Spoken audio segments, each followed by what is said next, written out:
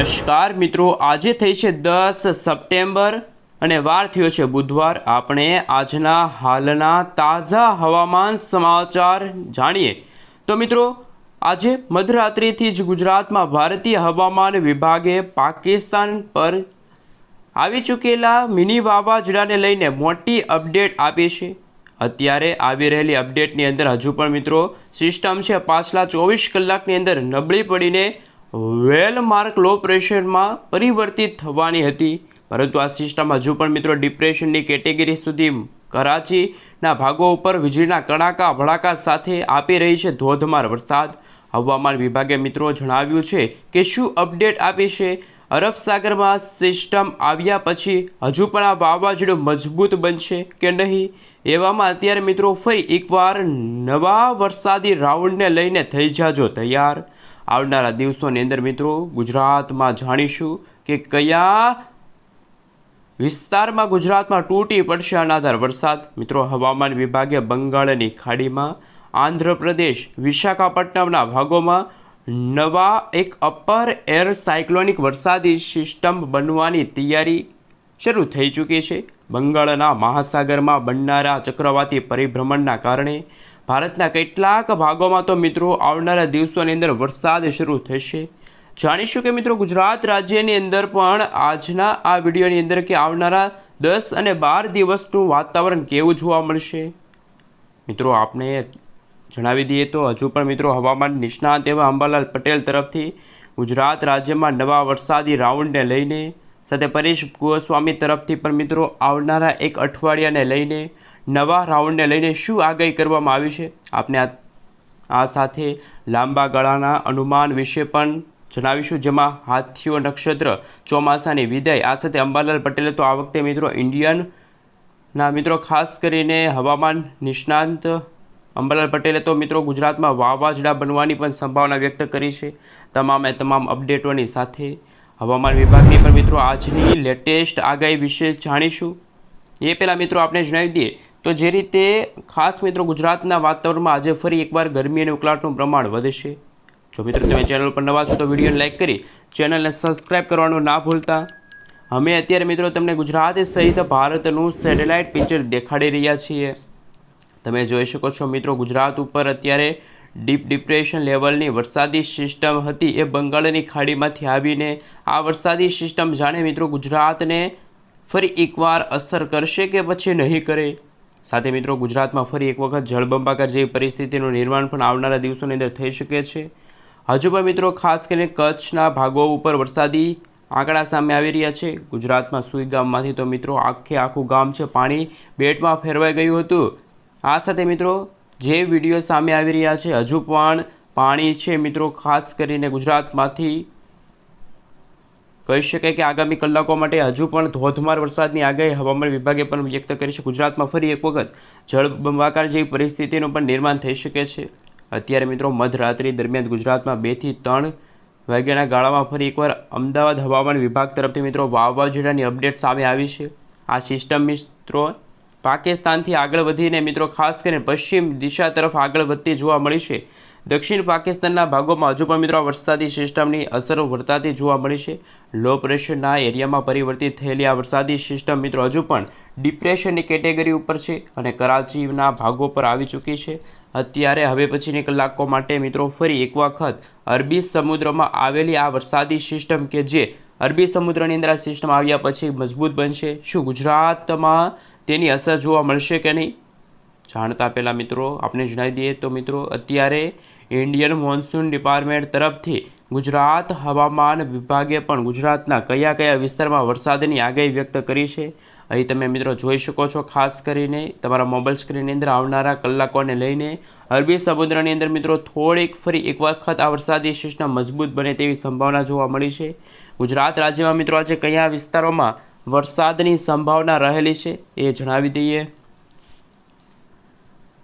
હાલ મિત્રો અમદાવાદ હવામાન વિભાગ તરફથી તમે જોઈ શકો છો આજે વરસાદની આગાહીનો જે નકશો છે રજૂ કરવામાં આવ્યો છે। મિત્રો આજે ગુજરાતના છૂટાછવાયેલા વિસ્તારોની અંદર ગાજવીજ સાથેનો વરસાદ જોવા મળશે। હવામાન વિભાગે તો મિત્રો ફરી એક વખત હજુ પણ કચ્છના અને પશ્ચિમી સૌરાષ્ટ્રના અમુક વિસ્તારોની અંદર અરબી સમુદ્રના પાકિસ્તાનના ભાગો તરફ સક્રિય બનેલા મિની વાવાઝોડાના કારણે મિત્રો ગુજરાતમાં 30થી લઈને 40 કિલોમીટર પ્રતિ કલાકની ઝડપે તોફાની પવનો ફૂંકાઈ રહ્યા છે તેવી આગાહી વ્યક્ત કરી છે. આ વરસાદનું જોર મિત્રો ગુજરાતમાં આજથી ઘટવા લાગ્યું છે. આ રીતે મિત્રો ખાસ મિત્રો જેમ જેમ તારીખ પસાર થતી જશે 11, 12, 13, 14 આમ હવામાન વિભાગે પણ પોતાની આગાહી વ્યક્ત કરી છે, જેમાં ગુજરાતમાં છૂટા છવાયેલા વિસ્તારોમાં વરસાદી ઝાપટા જોવા મળશે. મોટા વરસાદની પણ આવનારા દિવસોની અંદર મિત્રો 3-4 દિવસ સુધી કોઈ આગાહી સામે નથી આવી, પરંતુ મિત્રો તમે જોઈ શકો છો 14 તારીખ પછી સપ્ટેમ્બર 14 સપ્ટેમ્બર પછી ગુજરાતમાં વરસાદની માત્રા અને વિસ્તારમાં વધારો થશે. ખાસ મિત્રો ગુજરાતમાં 14 તારીખ પછી દક્ષિણ ગુજરાતના કેટલાક જિલ્લાઓમાં ફરી એક વખત ચોમાસું સક્રિય થતું જોવા મળવાનું છે. અને મિત્રો 14 તારીખના રોજ વડોદરા છે, છોટાઉદેપુર છે, ભરૂચ છે, સાથે સાથે નર્મદા, આ સાથે સુરત, તાપી, નવસારી, ડાંગ, વલસાડ, દમણ, દાદરાનગર હવેલી લાગુના વિસ્તારોથી લઈને ઘણા બધા વિસ્તારોની અંદર મિત્રો ગાજવીજ સાથેનો વરસાદ, તો અમુક વિસ્તારોમાં 50થી લઈને 75% સુધીના વિસ્તારોમાં વરસાદનું જોર યથાવત રહેશે. મિત્રો આવનારી 14 તારીખના રોજ ફરી ગુજરાતના વાતાવરણમાં અચાનક જ મોટો બદલાવ આવી જશે. ફરી એકવાર વરસાદના શ્રી ગણેશ થઈ રહ્યા હોય તેવા હવામાન સમાચાર છે. અહીં મિત્રો તમે જોઈ શકો છો 15 તારીખ 15 સપ્ટેમ્બર આસપાસ ઉત્તર મધ્ય પૂર્વ ગુજરાતના ભાગોની સાથે દક્ષિણ ગુજરાતની સાથે સૌરાષ્ટ્રના પણ મિત્રો કેટલાક વિસ્તારોની અંદર ગાજવીજ સાથેના વરસાદની રહેલી છે આગાહી. તમે મિત્રો મેપમાં જોઈ શકો છો. અમદાવાદ હવામાન વિભાગ તરફથી 14 તારીખ 15 તારીખના રોજ ફરી એકવાર વરસાદના નવા રાઉન્ડની અપડેટ સામે આવી રહી છે.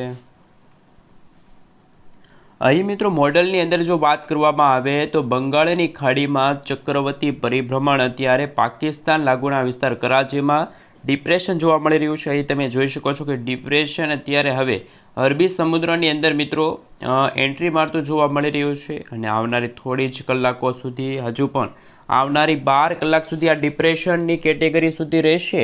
હજુ પણ મિત્રો થોડીક મજબૂત થવાની શક્યતા છે. ત્યાર પછી આ વરસાદી સિસ્ટમ છે એ ધીમી ગતિએ નબળી પણ પડતી જોવા મળશે. આ સાથે મિત્રો વાત કરવામાં આવે તો મિત્રો બંગાળની ખાડીમાં આંધ્રપ્રદેશના દરિયાઈ કાંઠાના ભાગોમાં ચક્રવાતી પરિભ્રમણ બનતી જોવા મળી રહી છે. સાથે વેલમાર્ક લો પ્રેશરમાં પરિવર્તિત થતી આ વરસાદી સિસ્ટમ જોવા મળી છે, જેમાં આંધ્રપ્રદેશ, ઓડિશાના કાંઠાના ભાગોમાં ચક્રવાતી પરિભ્રમણ મિત્રો રચાયેલું જોવા મળ્યું છે. આ ચક્રવાતી પરિભ્રમણ આગળના દિવસોની અંદર મિત્રો કહી શકાય તો હજુ પણ ગુજરાત રાજ્યના વાતાવરણથી લઈને કયા વિસ્તારોમાં મિત્રો વરસાદની સંભાવના છે એ જણાવી દઈએ. તો હાલ મિત્રો આગાહી વિશે વાત કરીએ તો અત્યારે તમે જોઈ શકો છો, અત્યારે ગુજરાત રાજ્યના સેટેલાઇટ પિક્ચરની અંદર જો વાત કરવામાં આવે તો અત્યારે પાકિસ્તાન લાગુના વિસ્તારો છે, પાકિસ્તાનના દક્ષિણ પાકિસ્તાનના ભાગો છે ત્યાં વરસાદી સિસ્ટમ અને અરબ સાગરના દરિયાઈ કાંઠાના વિસ્તારો છે ત્યાં વરસાદી સિસ્ટમ ત્રાટકેલી જોવા મળી છે. કેટલાક ભાગોમાં છૂટાછવાયેલા વિસ્તારોમાં હળવાથી મધ્યમ વરસાદની આગાહી સામે આવી છે. આ મિત્રો વાદળો પણ તમે જોઈ શકો છો, કચ્છના હજુ પણ ઘણા બધા વિસ્તારોની અંદર આ વરસાદી સિસ્ટમ અસર કરતી જોવા મળી છે. આવનારી થોડી કલાકમાં હજુ પણ મિત્રો ગુજરાતના દરિયાઈ કાંઠાના વિસ્તારોમાં, જેમાં કચ્છના ભાગોમાં વરસાદી ઝાપટા પડવાની સંભાવના પણ 100% રહેલી જોવા મળી છે. પરંતુ મિત્રો હવે ગુજરાતના વાતાવરણમાં કેવું હવામાન છે આજે સૌરાષ્ટ્રના દરિયાઈ કાંઠાના ભાગોમાં, સાથે સાથે કચ્છના પણ હાલ દરિયાઈ કાંઠાના ભાગોમાં વરસાદની ગતિવિધિમાં ભારે થઈ ગયો છે વધારો. આજે મિત્રો બપોરથી સાંજના સમયગાળા દરમિયાન ગુજરાતમાં વરસાદી આંકડા સામે આવી શકે છે. વરસાદી વાદળોની ગતિવિધિ જોવા મળી રહી છે, જેના કારણે મિત્રો આ સિસ્ટમની અસરો છે ગુજરાતના કચ્છના વાતાવરણમાં પણ સર્જાશે. તમે જોઈ શકો છો મિત્રો ગુજરાતમાં મજબૂત થયેલા ભેજયુક્ત વાળા પવનો કચ્છના કેટલાક ભાગોને અસર કરી રહ્યા છે. અને મિત્રો એને જોઈને કહી શકાય કે કચ્છના પણ કેટલાક ભાગોમાં છૂટાછવાયેલા વિસ્તારોમાં હળવાથી મધ્યમ વરસાદની આગાહી છે કે જે હવામાન વિભાગે વ્યક્ત કરી છે. આમ આજુબાજુના જે વિસ્તારો છે ગુજરાતના પણ અરબ સાગરના દરિયામાંથી તોફાની પવનો છે ગુજરાત નજીક આવી રહ્યા છે. વરસાદી ઝાપટા મજબૂત થતા જોવા મળી રહ્યા છે અને જેમાં મિત્રો હળવા વરસાદ પડવાની પણ સંભાવના છે. બાકી મિત્રો પશ્ચિમી સૌરાષ્ટ્રના ભાગો હોય, પોરબંદરના ભાગો હોય કે ત્યાં ભેજયુક્ત વાદળો છે એ આવી રહ્યા છે ગુજરાત ઉપર. પદ્ધતિ લઈને સોમનાથના ભાગો છે ત્યાં વરસાદની ગતિવિધિ જોવા મળી છે. વરસાદની સંભાવના તો અમુક વિસ્તારોમાં મિત્રો ખૂબ જ ભારે વરસાદ પડવાને લઈને પણ આંકડા સામે આવ્યા. જેમાં મિત્રો આજે બપોર પછીનો જે સમયગાળો છે એ સમયગાળા દરમિયાન પણ ડીપ ડિપ્રેશનવાળી વરસાદી સિસ્ટમ છે એ ગુજરાતને અસર કરશે, કચ્છના ભાગોને અસર કરી શકે છે તેમ આંકડા સામે આવ્યા.